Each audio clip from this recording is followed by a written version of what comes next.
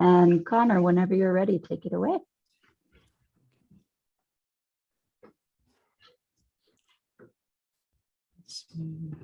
Right. Okay. So thanks everyone again for taking the time to hear about my Python package. So I am Connor McBride. I'm a solar physics PhD student at Queen's University Belfast in Northern Ireland. I'm doing a project on energy dissipation in solar physics with my supervisor, Dr. David Jess. But before that, I did my undergraduate at the University of St Andrews in Scotland. So MCAF is an open source Python package for accurately constraining velocity information from spectral imaging observations using machine learning techniques. So basically it's for measuring Doppler velocities in waves in the solar observations. So what the package would do is it would take a spectrum, it would classify that spectrum using any sort of classifier, whether it's machine learning or not. It will then adapt the fitting method that's applied to the spectrum based on the classification. So you can tune the sort of method or you can tune whatever function you're fitting to it. Once that's done, it will then fit the spectrum using that model. And then once it has fitted it, you can take the parameters that it's fitted and then generate other information such as velocities. So MCAF makes this particularly easy to do if you're doing this sort of thing, working with spectra, and there's different sort of stuff happening, and you want to be able to take into account more of the physics when you're fitting something. And it's also intended for people who have sort of more of a background with IDL, so that they can quickly get up and running with doing this sort of thing in Python, and they can then try more working, say, with NumPy and stuff and matplotlib, and not have to worry too much about like the whole structure of a program at that stage. So I'm leading the development along with my supervisor, Dr. David Jess. MCAF is available on GitHub. We also have a documentation website, and it's available on both pip and conda. So in this introductory presentation, I will outline the key method behind MCAF and discuss the other features of the package, as well as the various DevOps infrastructure that we are using. I will also show you a live demo of MCAF being applied to a real data set. Okay, so now in this section, I will go over the key method behind MCAF. This method was published in McBride et al. 2020. To study dynamic events in the solar atmosphere, often observations with a high temporal resolution are required to be able to resolve the active phenomena such as shocks and jets. To achieve such high temporal resolution, often only spectral imaging observations are feasible. That is, only the Stokes IE parameter is recorded. I have been working with one such data set taken on the 30th of August 2014. With the interferometric bidimensional spectrometer known as IBIS. Co-aligned images from this dataset of calcium 8542 angstrom are shown along with the continuum image taken from the HMI instrument at the Solar Dynamics Observatory. When wave amplitudes in the chromosphere exceed the local sound speed, shocks are formed. Spectral lines such as the calcium 8542 line that I'm using are particularly temperature sensitive, so capture the shock and show it as optically thin emission in the blue wing of the calcium 8542 line spectra. To better understand the waves present in the solar atmosphere, these active emission spectral components need to be segregated from the underlying quiescent absorption spectral component. If these components can be segregated, Doppler velocities can be determined and used to study the waves present in the solar atmosphere for both the quiescent and the active regimes. So this is what MCAF will do. It will fit two profiles depending on whether these are in it, and then able to extract the various different parameters from that. So the software will segregate the two components by fitting two void profiles to each spectrum. The void function is a convolution of a Gaussian function and a Lorentzian function. This void function better models the broadening of the line profile, which occurs due to radiative transfer effects.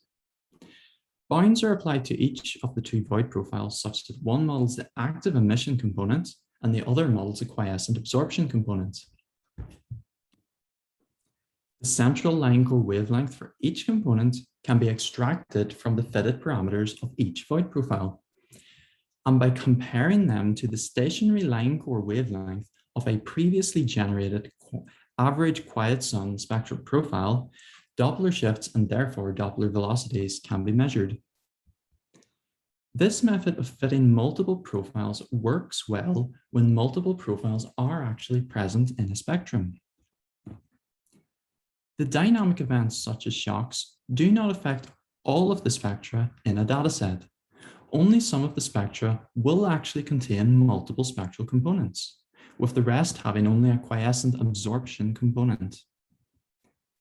In spectra where there is no active component and only a quiescent absorption component, the additional flexibility introduced by the additional void profile resulted in the overfitting of the spectrum.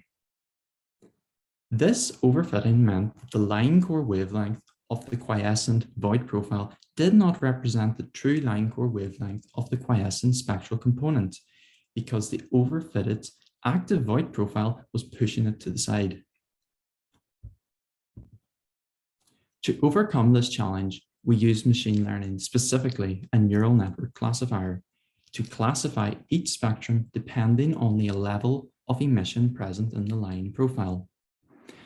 As you can see in the image, 5 classifications were chosen, with classification 0 showing purely absorption characteristics, with signs of emission starting at classification 2, continuing to classification 4, where the emission is considerably brighter than the continuum. The fitting method could then be adjusted depending on the assigned classification. Spectra which only contained a single component were fitted with a single void profile, while spectra that contained both a quiescent and an active component were fitted with the double void model. For this very simple neural network use case, we just use the multi-layer perceptron or MPL classifier provided by scikit-learn. However, any classifier object can be used with MCAF. Comparing classification 0 to the rest of the classifications, you can see that spectra of classification 0 are much smoother around the central line core compared to the rest. I was able to fit the spectra better by lowering the priority of precisely fitting the detail at the tip of the line core peak if the dataset was particularly noisy. I also lowered the priority of fitting out into the wings for all of the spectra, as we are only interested in the position of the line core. This way, I could focus on fitting the profile to the slopes and to determine the line core wavelengths accurately. The code can be applied to an entire field of view of our IBIS dataset, and therefore we can produce a velocity map as shown. The velocities in the plot on the left are calculated using the line core wavelength from the quiescent absorption component, while in the plot on the right, the velocities are calculated using the active emission component. Areas where the spectrum only contains an absorption component and therefore no active velocity was found are shown as a darker gray. By calculating a modified chi-squared statistic, we can see that the accuracy of the fit is very good. For each spectrum, the chi-squared value is calculated using the central 25 wavelength points out of 49 in total, with the chi-squared value then subsequently scaled by multiplying it by 49 over 25. This allows us to approximate how well the fit is performing around the line core, the region we are most interested in fitting. For this proof of concept study, we trained the neural network on a set of 100 labeled spectra and tested it on a set of 100 labeled spectra. Both of these sets were different. For this relatively simple neural network use case, we were able to achieve sufficiently high accuracy with only a small number of ground truth spectra. We trained the classifier to distinguish between 5 different classifications. However, when adjusting the fitting method, spectra of classifications 2, 3, and 4 are all adjusted the same.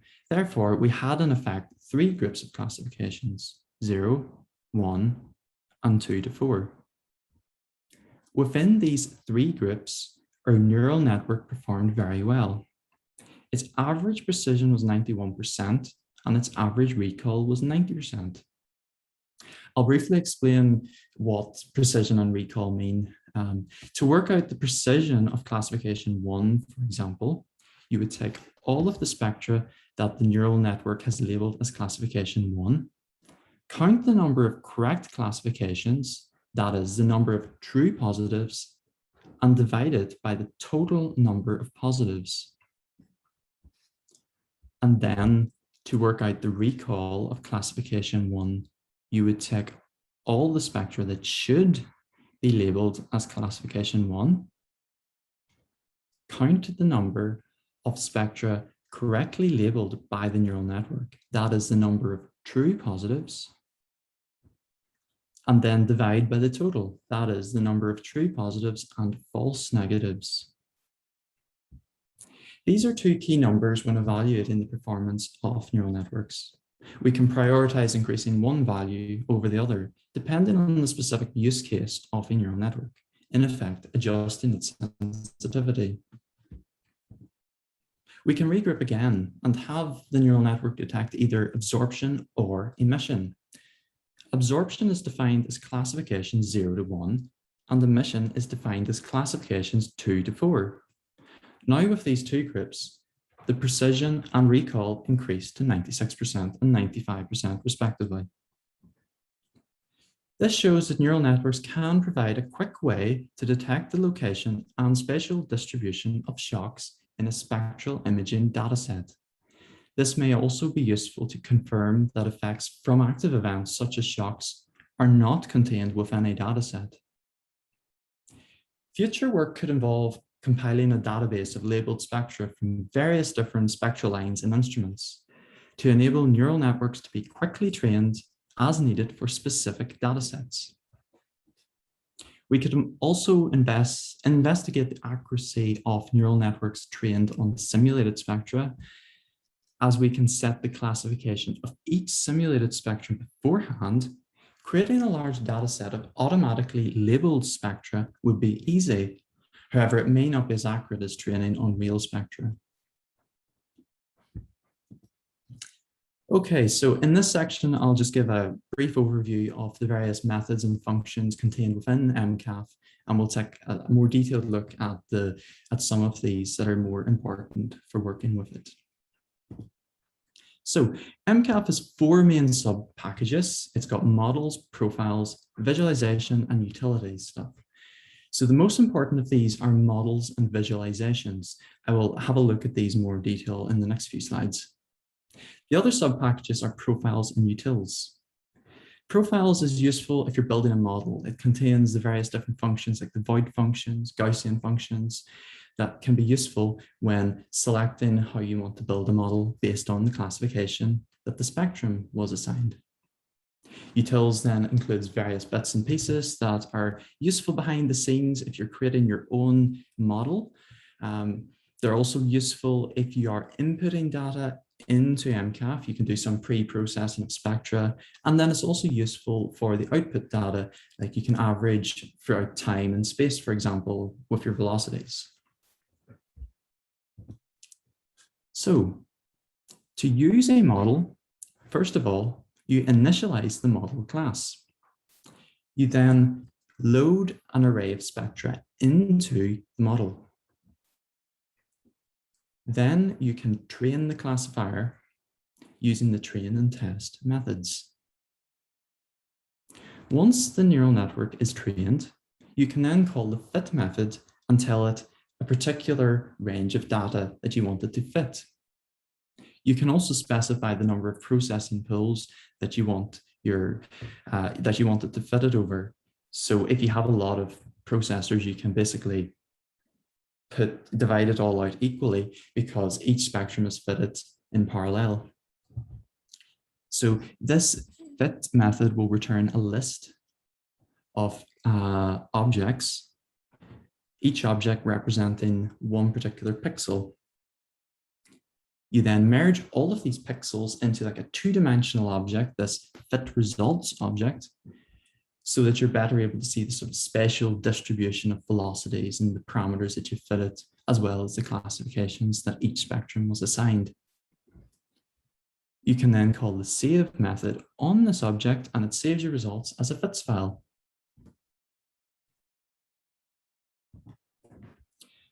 So these are the 4 classes that are contained within the model's subpackage. The model, so you'll be working directly with something like IBIS 8542 model or another similar model if you want to, define your own model. And this model is based upon the model base class. Anything that can be abstracted out of the IBIS 8542 model or any, final model that you'll be using is sort of put into this model base so that you can then build new models from the model base and only implement the things that need to be for the specific data set. If you call the fit method on a model, it will return a list of fit result objects. You can then create a fit results object and append lots of fit result objects to that. So this is just a brief overview of how you would go about creating a new model for whatever you want, like a new data set, or you could even use MCAF to fit stuff to, say, a time series. It doesn't necessarily have to be wavelengths. So you create a new class that's based on model base, and then all you have to do is define the underscore fit method. This method accepts a one spectrum, a one-dimensional list of numbers, a classification, and a spectrum index. All of these are inputted by MCAF. So if you load in your data, it will automatically pass through the index of the spectrum in that data set, and it will find the classification and send that through as well. So then all you have to do inside that is define however you want to fit the data based on the classification. So you can use the classification to sort of change about stuff. And then what you do is you just return a fit result object. This is useful, like if you want to create your own model that's, you can get other people then to use, and it's all user friendly. So all they have to do is just call a various small list of methods on that and get their fit results. And then optionally, you can define a plot method if you want to sort of support, plotting of the results of a particular fit or plotting individual spectra that are contained in your model. And then the other main package is the visualization subpackage. So this basically includes lots of different visualization functions that are all particularly designed for working with the type of data that MCAF uses. So there's various stuff for working with classifications. It's able to group different classifications together, plot them, plot the sort of map of, the spatial distribution of stuff and various abundances of each of the classifications. But then a stuff working with spectra, it's able to plot spectra. And then it has a function then for plotting a two-dimensional velocity map. You'll see some of these more later in the example that I'll show you. There's also an example gallery for visualization, and you can sort of see how all these integrate with matplotlib. Like they're all fully customizable. You can change the titles, and axes labels, and such. So MCAF has got 2 publications. We have a publication that's based on the method that I presented earlier. It's in the Philosophical Transactions of the Royal Society A. And then we also have a paper in the Journal of Open Source Software, JOSS. And we have a few more papers coming up soon of people using MCAF for their own research. Okay, so I'll now take you through something from the example gallery. This is sort of showing you how you can take a real data set, a sort of subset of our IBIS data sets, and apply MCAF to that and do various different visualizations. This should hopefully give you a better idea of how MCAF works in practice. So I will show you that now.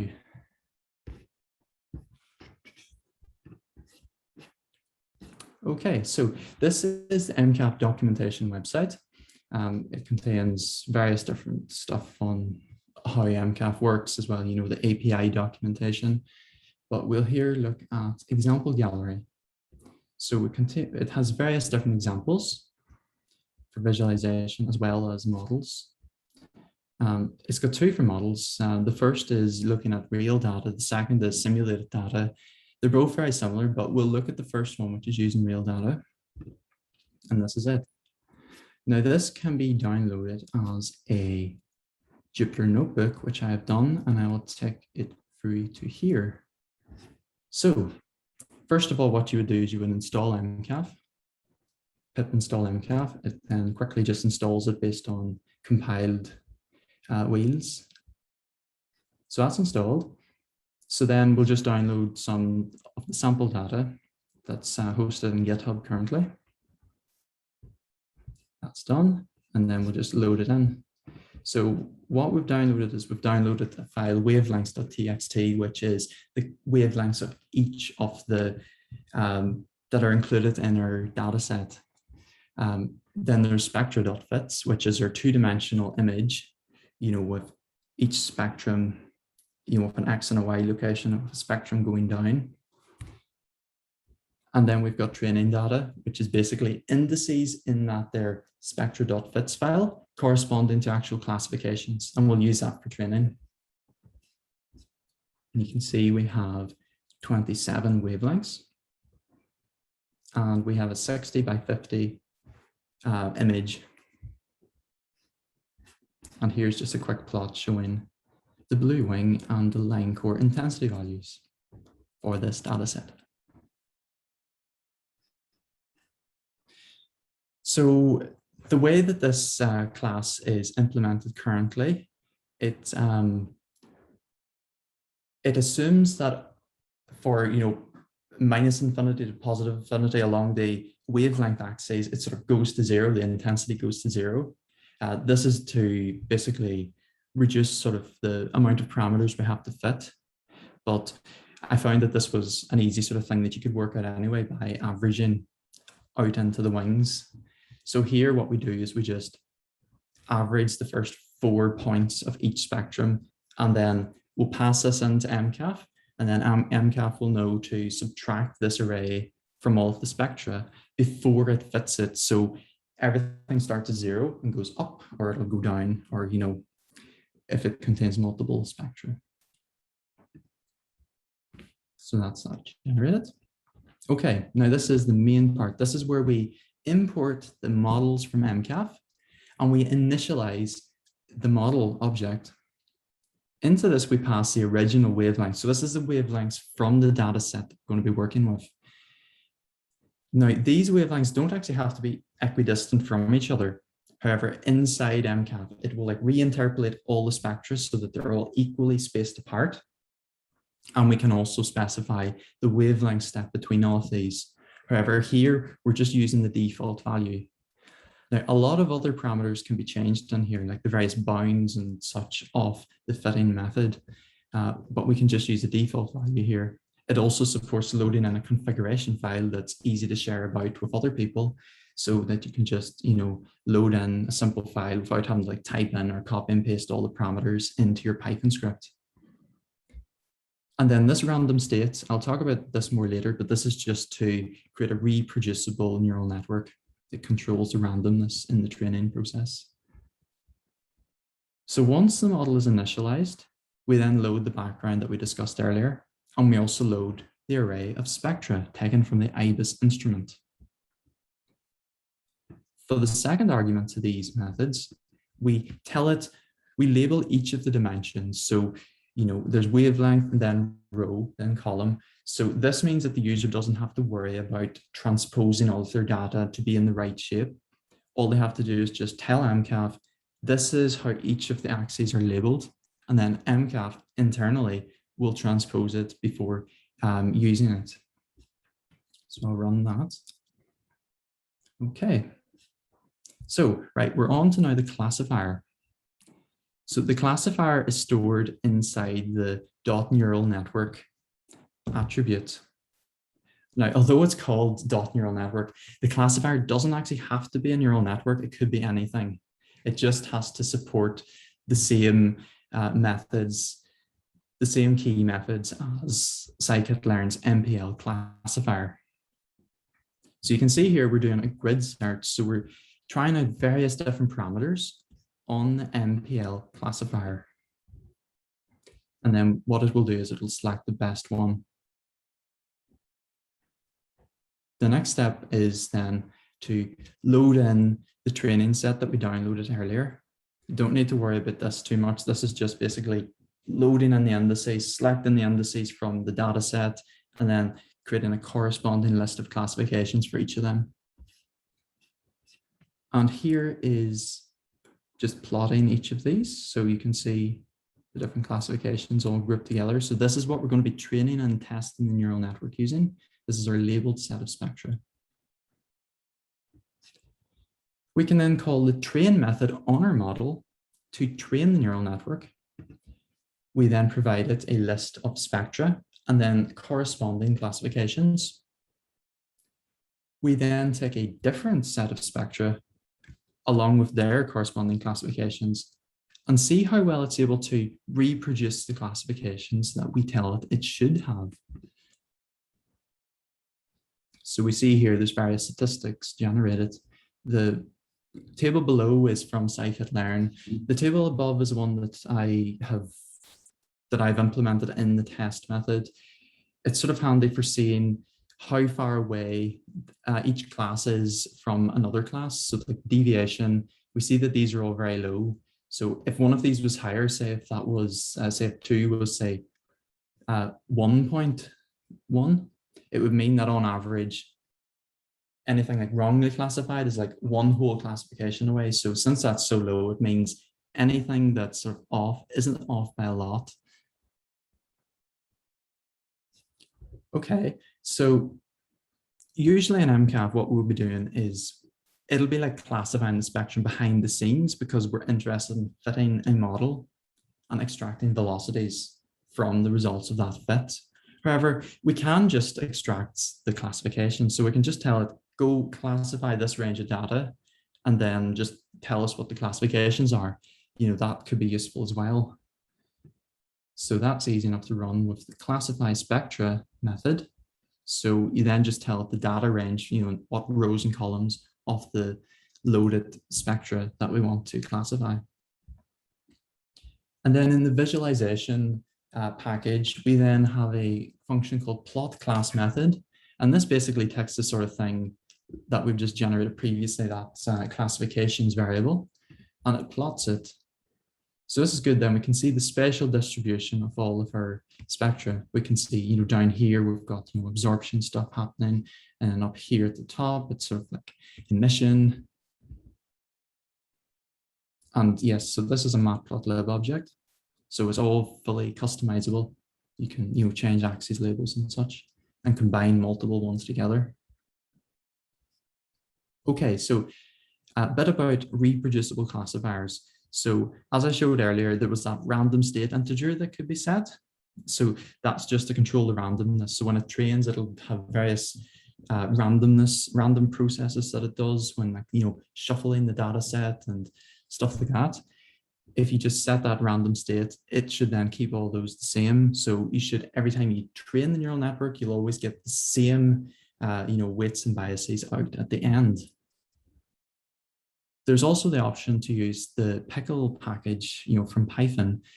So you can basically dump the model.neural network object into a pickle file.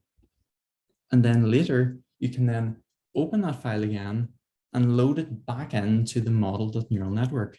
Now, if you do that, you don't have to worry then about generating, like loading in all of your training data and calling the train method and the test method, because you've done all that already and you can just reuse the previously trained network. However, you do need to be careful that you're using the same version of scikit-learn and its dependencies, as there may be issues with compatibility between versions. And as you can see, these are all the same as before after we've saved it and reloaded it from file.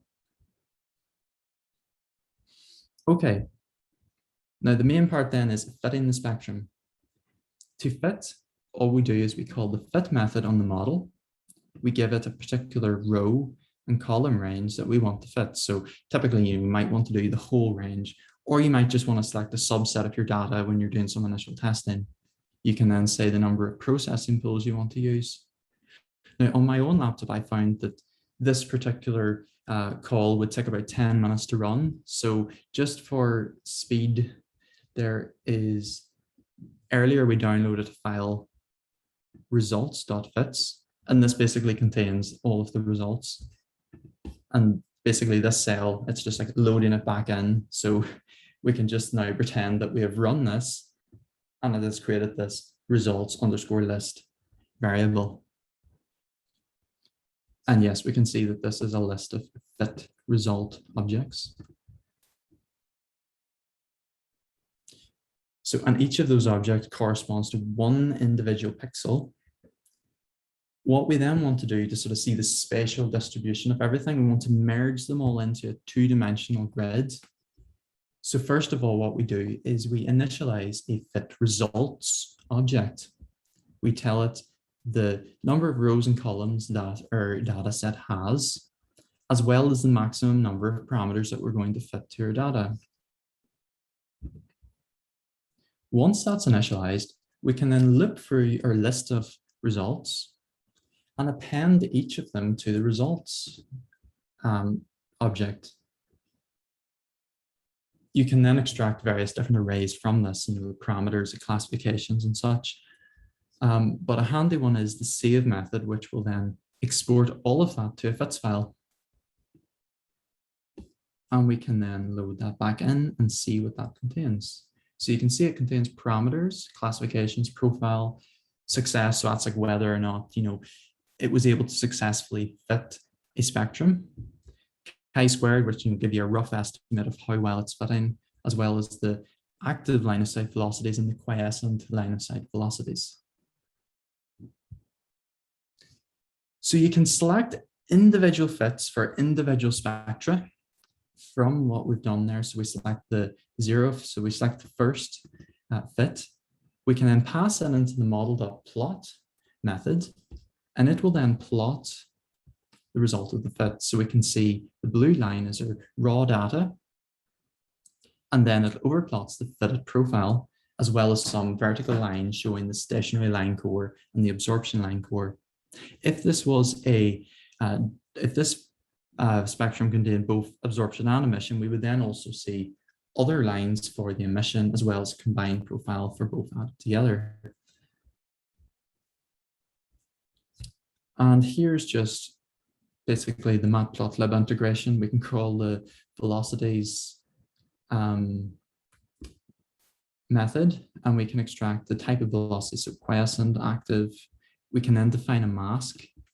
So you can see here, we mask out the umbra, and then we can get it to draw a line around there. So we just create a mask.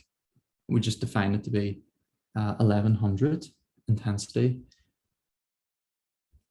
And then we just pass it in as the umbra mask parameter.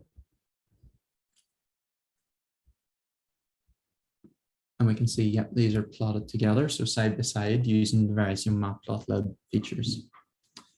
So that is that. I will go back to the presentation now. Right. Okay, so I'll now briefly go over some of the infrastructure behind MCAP, the various DevOps stuff, methods and services that we're using. So testing, publishing, and documentation. Okay, so testing. So for our testing, we use PyTest. It does unit tests. We have 94% coverage of our code base. To generate coverage, we use PyTest's pytest-cove plugin. The coverage data is then sent to CodeCov to allow us to then track inside of GitHub whether or not any new code or old updates to the code are affecting the coverage positively or negatively. And then since we've got a large visualizations package, we sort of needed a way to sort of test that any changes we make or any changes actually that other packages make don't mean then that it breaks visually what our plots look like. So because something could break where it doesn't actually raise any errors, but something might be flipped around or the color is changed, and we'd want to know about that. So we use Matplotlib's PyTest plugin in order to automatically inspect the plots visually to check for stuff like that. The tests are run inside talks. So we can create different environments. So we can control which version of Python we're using and also the versions of MCAF dependencies that we're using. This would allow us then to see that, if another package, a new version of another package then breaks something, or if an old version is no longer supported, it allows us to see all of that and make adjustments. And then these are all run inside Microsoft Azure pipeline. So basically what we're doing is we're different environments. So we've got Linux, Mac OS, Windows. We're sort of running across all these different operating systems. It's a lot. We probably don't need to do this much testing. It was sort of, I wanted to learn about testing. So I sort of probably did too much testing, but can you really have too much testing? I don't know, but so for this, we're using the Azure Pipelines templates provided by Open Astronomy. These templates were absolutely amazing for quickly being able to generate a configuration file for Azure Pipelines. You basically can just specify the names of the various TOX environments that you want to test, and you don't have to worry about all of the other stuff you need to do to get it all working. And then we have publishing. So MCAF is available through both pip and conda. Now to get it available in pip, we submit it to the Python package index. This is also done automatically using Open Astronomy's Azure Pipelines template. So anytime we make a commit that is tagged with a particular version, it will then trigger that particular template to run, and it will then send it to Python package index. Once a new version is available in the Python package index, Conda Forge realizes that, and it then opens a pull request for the developers of MCAF to review. Once we review that and we see that our tests have all passed for Conda, we can then merge that in, and then the new version will be available for Conda also. And then we also use Zenodo. So Zenodo lets us create a DOI for each specific package version. This makes it good for, it allows users of MCAF to reference a specific version that they use. So it makes it easier to reproduce their results. And then we have documentation. So our documentation is hosted on Read the Docs. We generate it automatically using Sphinx. We're using the Sphinx Gallery plugin. That's the thing I showed earlier. Here, it generates all of these gallery stuff, which is quite nice. What I like about this as well is if you look into the code reference and you say go to a particular function, it then will show you the examples here. For example, plot a fitted spectrum. So it shows you the examples automatically where it uses that particular function or method, which is very nice. If someone's reading through the API documentation and wants to just actually see an example of this being used. And then to further speed up the whole process of generating documentation, we use AstroPy's Sphinx Auto Mod API plugin, and it will basically just automatically generate lists of methods and functions so that you don't have to type them all in by yourself. although I'm actually using a slightly modified version of that. So I've submitted a pull request to that package. And what it does is it implements a new feature where it will also document lists of underscore methods as they start with underscores. This was particularly for the underscore fit method that has to be implemented if you're creating a new class. I thought that this would be handy for doing developer documentation where developers might want to know more about the private methods that a class implements. Okay, so next is just the future of MCAF. Like I've got a lot of stuff that I would like to develop and improve MCAF with, stuff about managing the data. I would like some way to like reload the exported data. So currently once it exports stuff to a FITS file, it's sort of, you can't really load it back in that easily. So that might be handy if you want to like do some more replotting of previously fit spectra and maybe doing some more inspecting and like calculating various different numbers from that. And then of course there's various internal changes that I could make, to make it more efficient and make it easier for people to implement new features. And then other stuff like creating a library of trained classifiers so that the sort of time consuming part is generating your training data. So it'd be quite handy if someone was able to download MCAF and sort of select a sort of pre-trained classifier, for whatever data set they're using, so that they don't have to, go through and train everything. And then, create more examples and stuff. I would like to create more model classes because currently we only have one model class. So it's only really set up for one particular data set. So it would be quite nice to have more data sets in there, which I plan to add as I work with new data sets. I will create new models to include. Or even experiment with different fitting methods because each class can have a different fitting method implemented on it. So we could just create a new class that implements it in a slightly different way to sort of see how that works compared to other ones. Yeah, and of course then support other people who want to use the package. That's something I would like to do. Help them with the research and helping them, add new features into the package. That would be great. Yeah, so thank you everyone for listening to me talk about MCAF today. I'd be happy to answer any questions you may have.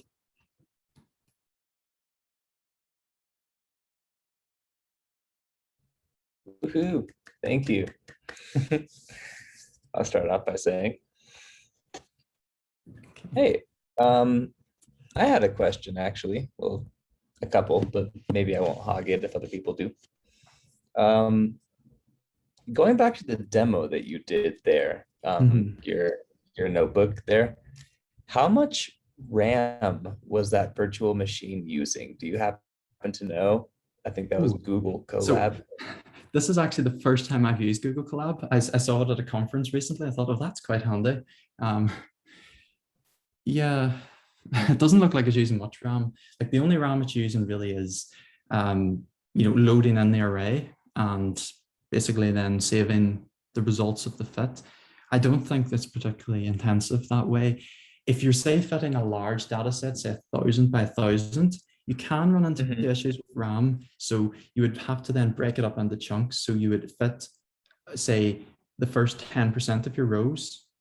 You would then merge them all into that their fit results object, and you clear that, and then you would compute the next block and sort of work your way down so that you're not like holding all of these objects at once. Gotcha. Yeah, because I felt like training went by really, really quickly there, but I think that's because you're using a small data set. It's a very simple, it's a super simple neural network.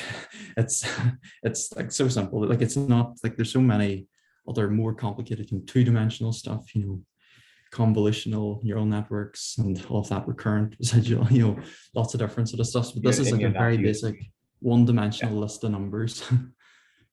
Oh. Okay.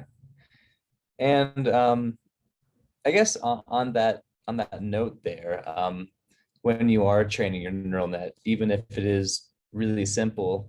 I guess if you're using a big enough data set, you don't always want to have to train every time you go start to work with the thing. I think you showed somewhere where you can save your trained models to like a pickle file. Mm. Is that actually saving like the weights in the neural network? Yeah, it basically just saves the trained model. Like this is the recommended way by scikit-learn to do it. I have to admit, it's not, it would be good if they implemented some other way to export the trained network, you know, using their own format rather than relying on this. Because I'm sure it's stable enough, but if they sort of implemented their own way, that could be more compatible with other different versions. But it seems to work quite well. Because as you see there, what I did here was I basically saved it to a file, and then I just overwrit the whole object using the thing from the file, and it created like the same classifications again. Oh, great. Yeah, I asked because I've done a little bit of machine learning stuff before, and I've hit performance issues with training, and having to go back and cache the model to not have to redo that later was a sticking point. I'm glad that you already have methods for that. Mm-hmm. Mm-hmm. Yeah, but yeah, with this, like you can supply your own classifier. You know, you could, if you want, create a classifier that say calculates the mean of the spectrum and calculates, you know, the minimum value, and you know, it works out something based on that to generate a classification. It doesn't necessarily have to use machine learning, which is quite interesting. You know, if that would work for a particular data set. Yeah. Mhm. I got another question, but does anybody else have one before I ask it?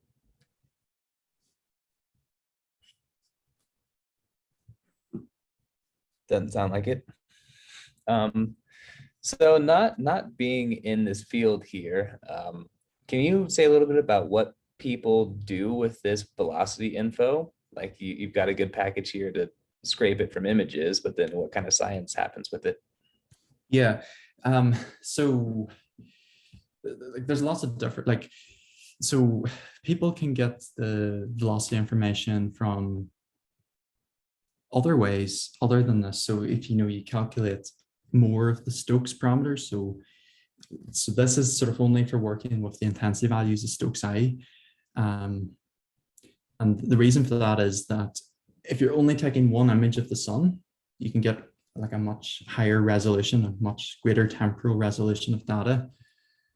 So having then these velocities coming out this way, that takes into account this issue with the temperature sensitivity of the IBIS, of the calcium 8542 angstrom line. It means then that we can get velocities for the quiescent part of the sun, or even the active part. And then this basically then just tells us the velocity of the atmosphere. This is then useful for doing all sorts of different research. My particular use for it would then be to take the velocities and like create like a driver to drive a simulation. So it's like a data-driven simulation. So using like real velocities from the sun, you know, you can drive a model atmosphere. Oh. So this is sort of handy for that, you know, because we can extract a particular components and sort of get rid of the stuff we don't need. But Neat. yeah, velocities are a big part. Like obviously, you know, anyone studying waves, having, you know, accurate velocity information is very useful. Great. Good to know.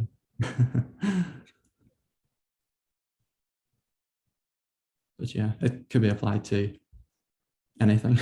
You know, even a time series, I'm thinking, I've never tried it myself because I didn't have a need to, but there's no real reason why it has to be the wavelength along the x-axis. You could just have time. So if you've like events happening, you know, you could create some sort of classifier that works out, is there an event happening? And if a specific event is happening, apply some different method to it, you know.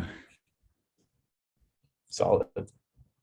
I Uh, I think I'm seeing a hand being raised. Yeah, go ahead, Russell.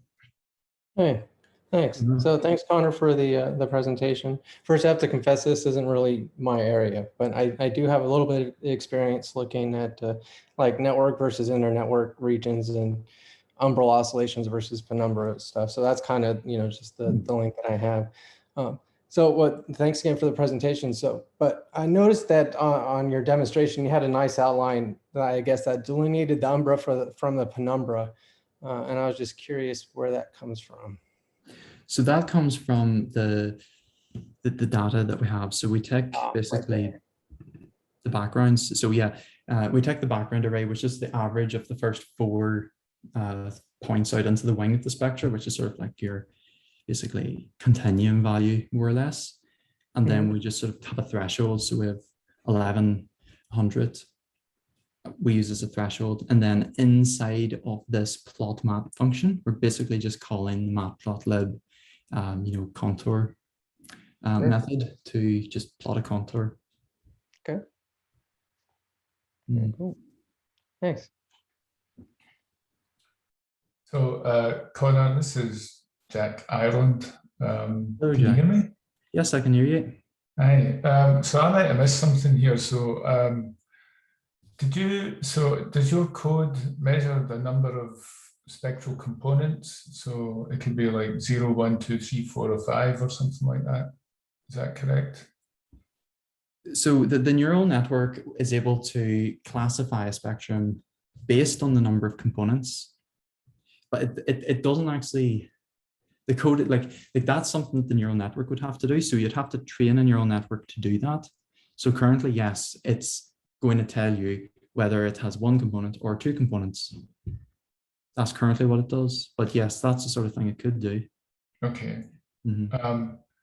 So what's wrong with just using like traditional sort of methods and like looking for minimum chi-squared and things like that?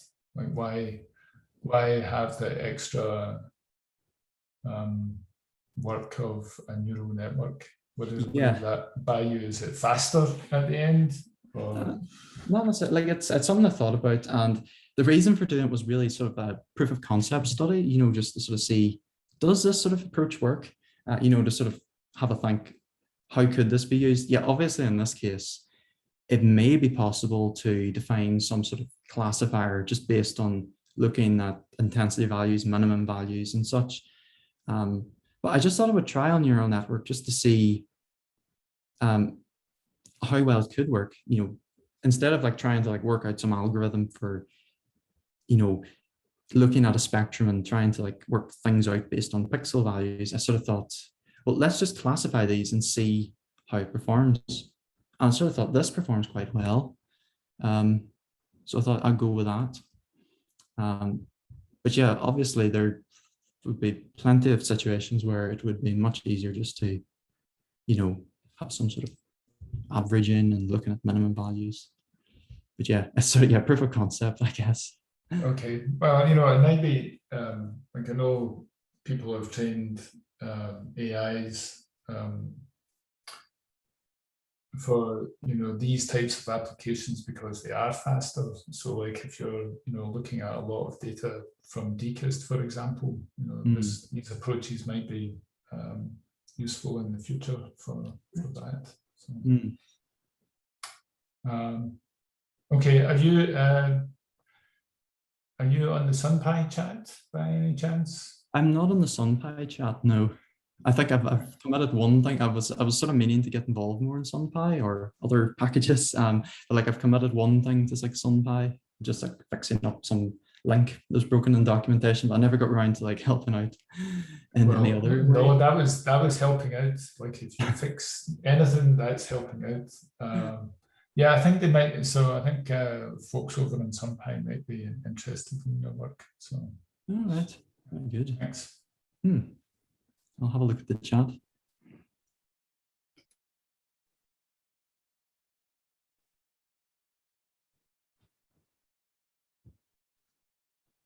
Any other questions for Connor?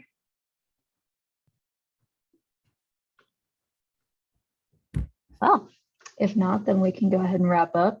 Thanks again, Connor. That was an excellent presentation. Really interesting package. Enjoyed hearing about it. Thank you. Especially like all of the testing and documentation. That's very well done. So our next telecom will be Monday, August 9th, again at 9.